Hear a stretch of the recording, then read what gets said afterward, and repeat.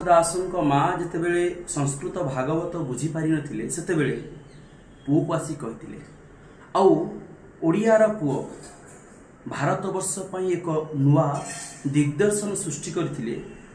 ନିଜ ମା ବୁଝିପାରୁନାହିଁ ସଂସ୍କୃତ ଭାଷା, ଏ ଗୋଟିଏ ମାର ଦୁଃଖକୁ सी कोटी कोटी ओडिया माँ मानकर दुख भाविकी सी लिखिथिले ओडिया भागवत आउ लिखिथिले को जगह ना समुद्र कूल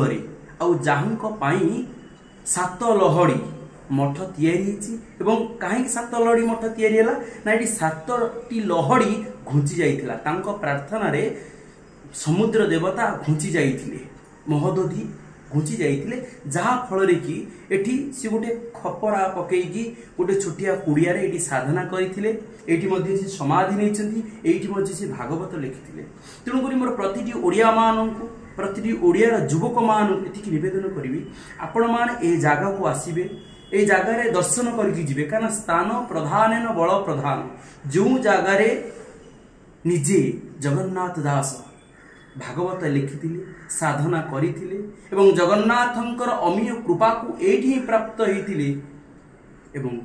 समुद्र देवता मध्य तांकर कथा सुनिथिले जोटी निजे से समाधि मध्य लेइचंती सेही स्थान को आमे आसीबा उचित दर्शन करिबा उचित एवं